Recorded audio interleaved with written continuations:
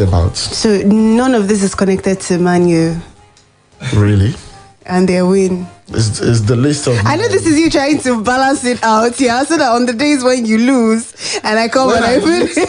Do I ever lose? No, like when Manchester United loses is what I mean. But it has to be exciting. You're towing the line of AYAZ. I think they're rubbing off on me somehow. They're, I'm just indifferent this morning, honestly. About Man U or about everything except football in Nigeria and ultimately what happened. Did you people have a meeting before you stepped into the studio? Because the love about Nigerians. I am not indifferent. Okay.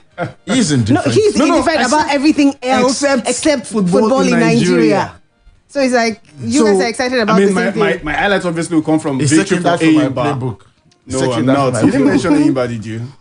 Eyimba won. Came from a goal down to actually win against ASF yesterday. So I'm talking shooting, you are talking Eyimba. I'm talking Eyimba. That means you have plethora of options to pick from.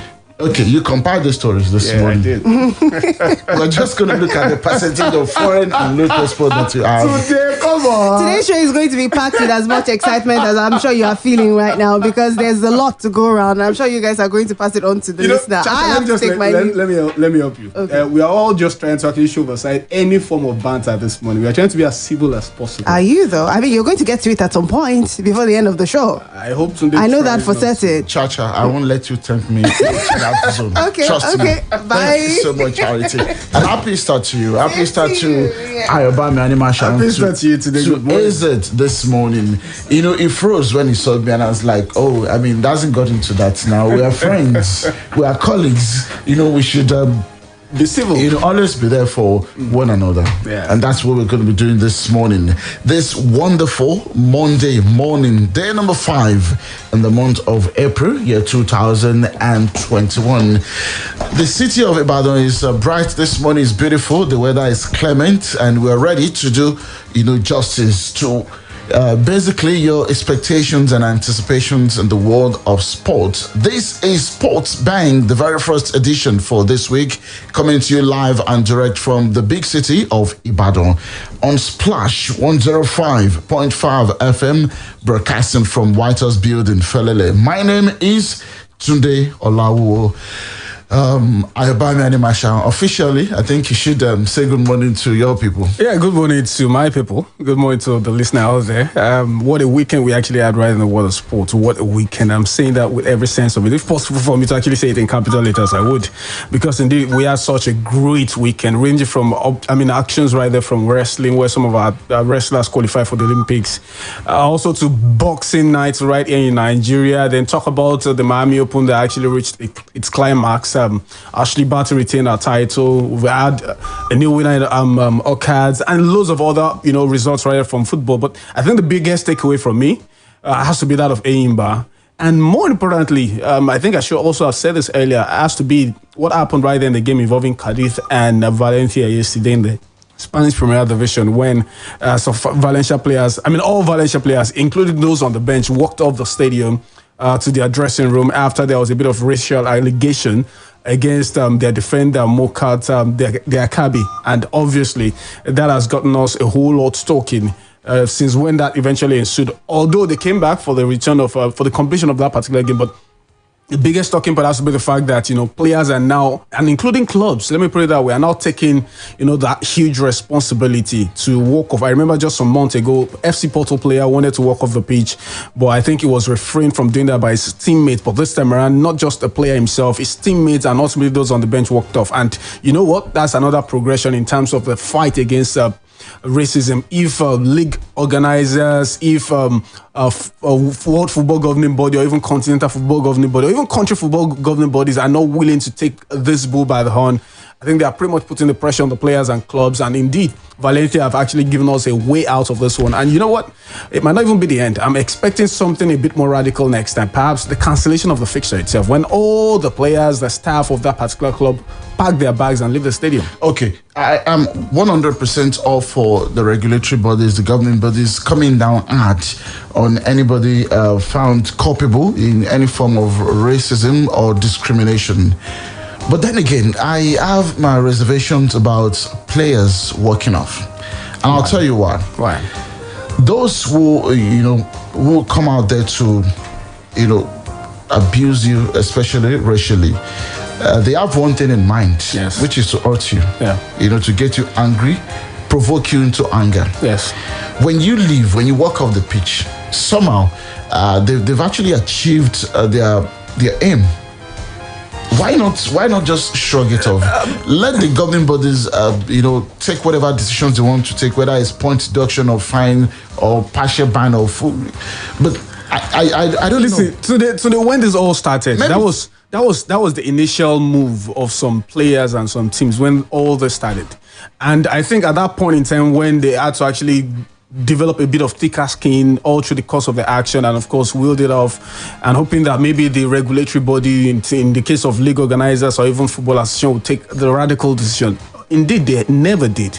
In fact, the usual escape route for them is that there is no substantial evidence. Yeah, but we can't use that blanket narrative. we know that in England, for instance, progressively they've been taking serious actions. Except England, and even England, I'm not. Even in Spain. Not even in Spain. I'm saying particularly most of other countries, when you especially take radical UEFA actions, you also need to be careful so that there is no miscarriage of justice. Yes, but before you can make any sort of decision, obviously you have to weigh up all the options and of course the evidences. If you're going to, for instance, maybe deduct 10 points from a team, yes, for something that's maybe just one person, yes, or two, yes, I've actually done. So if you're ever going to fight racism, it has to come down to that. But look at it. It has to come down to that.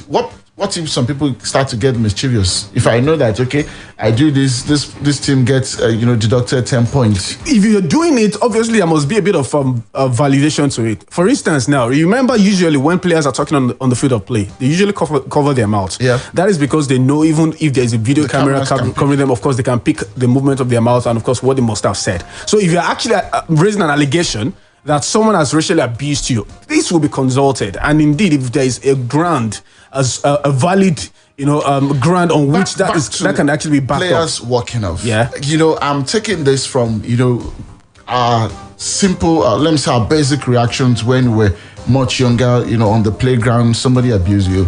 If you go home crying, the person is out. That means you're chicken out. But then again, if you maybe you abuse me, I abuse you back. let me use that. But two wrongs don't make it right today. Two wrongs don't make it right. But then again, these guys have been walking off. Yes, it hasn't changed the thing. This is ultimately not even for the players alone. It's actually for an average black man on the street of Europe or anywhere it is. That's what I'm saying. That these people, they get to you. Yeah, you show that they are getting to you. Yes, because you're not really showing that they're getting to you. I think the basic point is that you are trying to fend it off to make sure that this doesn't repeat itself. But that's the biggest takeaway. Yeah, exactly. This is why I feel, league organizers, football.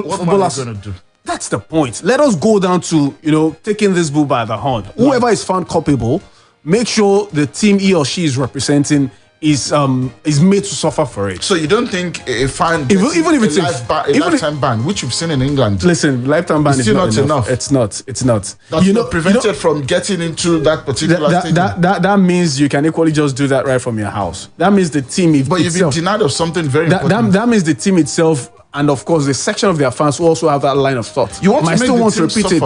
Yes. Because indeed, what they found just because a particular individual identified, as long as the fan is identified with the club, yes. But we don't have control over the fans. Of course you don't.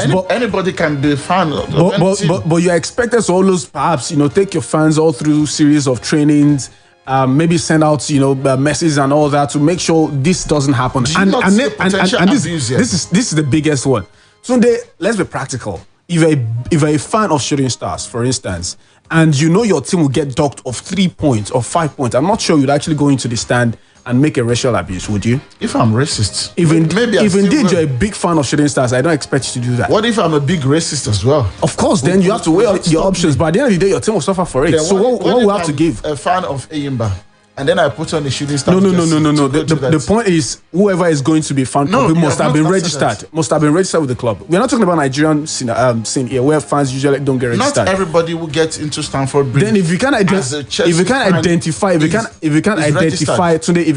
someone in the stand as your fan, then obviously the club itself would actually pay for it. No, people go to the stadium to watch games. Yes, I know. You don't have to be a fan to be in the stadium. Yes. You don't even have to be a fan to wear the jersey of a club. Yes. You know, some people just speak, oh, this jersey is nice, and you put it on. In that case, then of course the police would actually take the next And they've been doing that. Yes. Remember, that is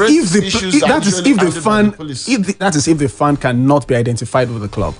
And remember, for that process to be done, it has to go through an independent level of maybe examination or, you know, some sort of investigation. Not the club that would eventually determine, okay, truly this person is our fan or not. No, it has to be passed from the league governing body or the football association trying to identify if indeed this person is potential abuses here. Abuse? Honestly speaking, no. If you have to, Today, if we're ever going to get to the root of this, it has to come down to this point. And I suspect it's still not going to, you know, rid the society of this. If in the game of it's football, almost like trying to rid the society of. If in the game of football, someone for verbally abuse, for verbally assaulting the referee gets sent off. For verbally assaulting the referee gets sent off. That is a professional. Listen, this also should be categorized as a professional. No, yes, it is. No, a fan is yes, not. It should be. No, that's your opinion. A fan should. You don't have to be a professional. I'm not even talking about fan now. Of course, fans don't get sent off for verbally abusing the referee. That's what I'm saying. I'm talking about a footballer now. A footballer it's verbally. It's different. Listen, let me reference this. This thing happened barely 3 weeks ago. Rangers against Slavia Prague in the UEFA Europa League. The return leg in Scotland. A Slavia Prague player actually verbally. I'm going somewhere today. I'm going somewhere. This is false equivalence. I know where you're going because I can relate with the incident. Yes. The point is, for a professional, I can understand. It's almost like you coming on radio to do what you're not. Today, I'm actually going somewhere. You're talking about random guys who get into let me land. I'm going somewhere with that incident. I'm just trying to stress on how some football associations have even tried as much as possible to amplify racial abuse in football. Yes. Then I would not agree. You will not agree? If it's about a player professional, I would not agree that it flies here. Why not? Because they are different. Like I said, people who go into the stadium are mostly random people. Okay, so you are speaking on behalf of the fans now. No, I'm talking for the clubs. If you have to make clubs pay heavily for what some random guys. So in this case of the Slavia Prague player, the club shouldn't pay for it. The club should pay because it's a play. It's your player. Okay, but in the case of the fans, yes, they should not. Because fans sometimes are random people. So what if it is actually confirmed that this said fan is registered with this club? Even at that, I'm still going to be careful about punishing. So how do you expect us to eventually get to the root of it? They should isolate the culprits, isolate them and deal with them ruthlessly as much as you can, whether it is to send them to jail or to ban them for life. Yes. Okay. But for fans, it's different. Okay. I think that can still fly. That can still fly. But with the players, no. I wish I could put that online because, well, quickly, Commonwealth Wrestling champions Blessing Oboro-Dudu and Aminat Adeniyi, as well as young star Adija Idris, all secured qualification to the Tokyo 2020 Olympics after impressive displays at the ongoing Africa Oceania Olympics qualifiers in Hammamet, Tunisia. 10-time African champion Oboro-Dudu made light work of Enas Ahmed of Egypt and Senegal's Anta Sambo, winning 13-2 and 10-0 via technical superiority before sealing a place at her third Olympics with a 4-0 pinfall victory against Tunisian Khadija Drassi. On her way to booking a place in Tokyo, Adeniyi, a 4-time African champion, recorded a 7-0 win against Amel Amechi of Algeria, demolished Zineb Asun of Morocco 10-0 via technical superiority and overpowered Cameroon's Beth Ngoli 3-0. Despite going down to a great rival, Mara Amir 3-1 in a keenly contested bout, Adeniyi secured her place in Tokyo alongside the Tunisian Olympic bronze medalist. Meanwhile, teenage sensation Idris shone like a million stars on her debut on the big stage with lots of eye-catching displays to book a place at the Olympics at the first time of asking. The 19-year-old delivered 2 technical superiority wins against Egypt, Nada Mohamed and Deborah Toure of Guinea-Bissau, scoring 11-0 and 15-4 before dismissing Edison Dudu of Algeria in our third round-robin match. And despite a 2-1 loss to home girl Sarah Amdi, Idris, who claimed gold at the Baraza Champion of Champions Wrestling Tournament in Yenagua in January, advanced to her maiden Olympics alongside the Tunisian. Well, you can get on our Facebook fan page this morning. I can already see some comments coming in. Thank you so much. Basically, we're discussing the highlights for the weekend. Bati Ilkes claimed Miami Open titles. That's from tennis. 3SC Shooting Star Sports Club of Ibadan returned to winning ways. Ayimba defeated AS Sativ. Atletico lost to Sevilla. Blue La Liga race wide open. Chelsea finally lost under Thomas Tuchel. Who would have predicted that one against West Bromwich and in that margin? And it wasn't a 1-0 or 2-1 victory.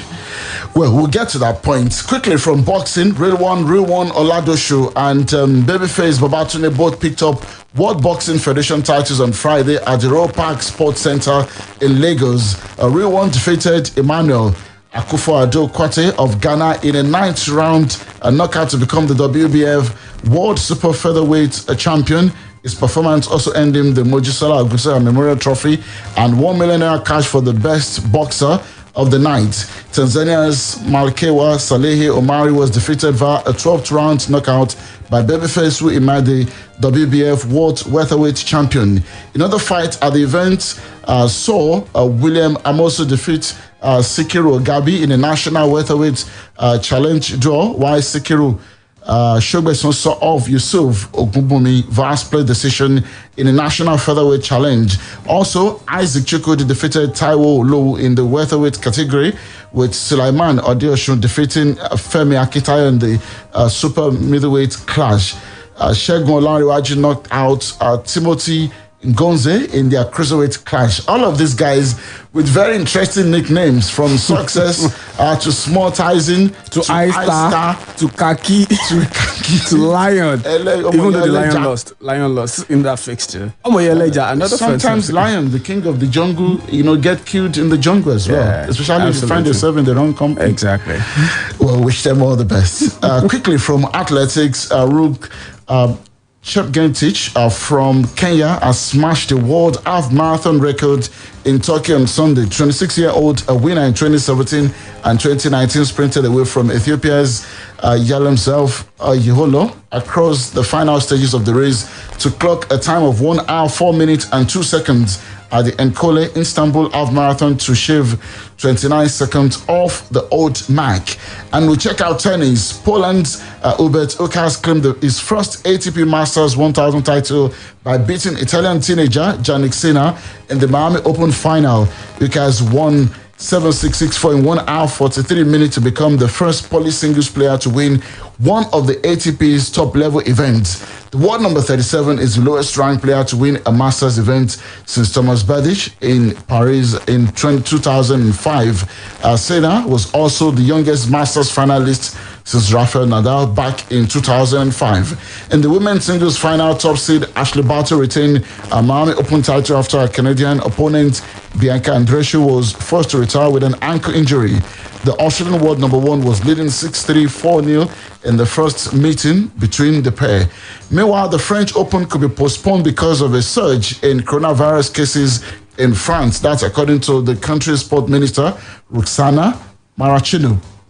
Well, coronavirus still, dealing ruthlessly with the world of sports. In the NBA, a quick round of Clint Capella had 24 points and 18 rebounds. Danilo Gallinari scored 25 points, and the Atlanta Hawks beat the Golden State Warriors 117-111 Sunday night for their third straight win. Elsewhere, Marcus Morris scored 22 points, and the Los Angeles Clippers, dominated the short-handed Lakers in a 104-86 victory on Sunday to end a 2-game skid. 3 other games played. Denver Nuggets defeated Orlando Magic. Chicago Bulls also won against Brooklyn Nets 115-107. And lastly, New Orleans Pelicans were victorious against Houston Rockets 122-115. We'll come back home. Shooting Stars, 3SC of Ibadan shoot class on Sunday, taking Vandresa FC of Lagos to the cleaners with a 2-0 win at the Dipo Dino Stadium. Congratulations to the Oliole Warriors. In the MPFL, second half goes from Samuel Ganda and Michael Oanu ensured Kwara United remain top of the log with a 2-0 win against Nasarawa United in Ilorin. Debutant Musa Bashiru scored a brace as Jakarta FC ensured Rivers United let in 4 goals for the second straight away game. Lukman Ali cancelled Justice Zacharias' opening goal as FC Fahimba forced MFM FC to a 1-0 draw in Lagos. Well, Ayobami and Imasha actually had a chat with the interim head coach of MFM FC, but because of our time, we will not be able to take that. Maybe on Sport Bank later this evening, you will get more on that. Sunshine also played a goalless draw against Aqua United. Lobby Stars defeated Jigawa Golden Stars 2-1. Aqua United 2-0 against Nasarawa United. Today, you're going to have 2 games in the MPFL. Atlant FC versus Adama United and Abia Warriors up against Plateau United. And on the continent, Enyimba claimed hard fought come from behind victory over Algerian side AS Sativ in the Confederations Cup to climb to the top of Group A on Sunday. The Aba Elephants ran out 2-1 winners in that particular game. Quick break on the program for the BBC Premier League update. We'll return to round off. Stay with us. BBC Premier League update from the home of Premier League football. Hello, I'm Paul Serres at the BBC Sports Centre. Manchester United came from behind to beat Brighton 2-1 at Old Trafford. The visitors took the lead early on through former United forward Danny Welbeck, but second-half goals from Marcus Rashford and Mason Greenwood saw Ole Gunnar Solskjaer's side take all 3 points. Former Premier League midfielder Michael Brown co-commentated on the game for the BBC. What Manchester United have done, they've showed these defensive mistakes that we made and give always Newcastle a chance to be in the game. That point moves Newcastle 3 points clear of danger after Fulham conceded 3 late goals to lose 3-1 at Aston Villa. There was a 5-goal thriller at St Mary's as Southampton came from 2-0 down to beat Burnley 3-2. Here's the Saints boss Ralph Hasenhüttl. When you see 5 goals, it's always good for the broadcasters, not so good for the heart of the manager. But in the end, I think we saw a spectacular game today. Not really good start from our side, and it's maybe the worst you can do that you go against this team 2 down, because normally they don't give you a lot of chances. And for more football news from the BBC, go to bbc.com/football. BBC Premier League update from the home of Premier League.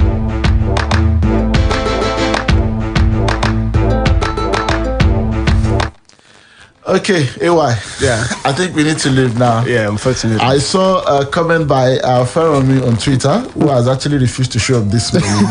He was actually busy enjoying Easter at home. I can understand. Well, it is what it is. Yeah. Or maybe it's down to what happened on Saturday afternoon, though. Yes, sir? I said maybe it's down to what happened on Saturday afternoon. That's why we didn't see Feromi today, but hopefully we'll catch up with him later tomorrow. I didn't look at it from that angle. Yeah, that's another angle, right? But we promised to be nice today, right? Of course we are. His comment says, I think it's time for Diego Simeone. If he loses out on the league title this time, he can bottle the league. Okay, he can't bottle the league title back to back from winning positions. Just don't bother to finish the last part of this post. Okay. Because that's him trying to disguise. Exactly. We know where trying to buy in some self. Thank you so much, Ayobami and Imasha. Muchas gracias. Happy Easter. I wish you the same. And to our esteemed listener, we wish you a fabulous public holiday as you're enjoying at Enjoy home with today. your family. Don't worry, from tomorrow we say have a productive week. Thanks to Eze, thanks to Benga this morning. Have a wonderful Monday. Bye-bye. The BBC News World Service app makes listening to your favorite programs on your phone even easier. And for times when you can't use Wi-Fi or data to listen, just hit the call to listen button in the middle of the screen. This is the BBC World Service. Call to listen is only available in selected territories. For dial-up news services, standard geographic mobile charges will apply. Please check with your provider for exact cost before calling. Download the BBC News World Service app from your usual store. See how much it now looks better. Golden pennies and Movita. New look, the same great taste. Golden pennies and Movita. Because it's easy to swallow and not too heavy. The same great taste, easy to make. Golden pennies and Movita. See how much it now looks better. Golden pennies and Movita. Natural.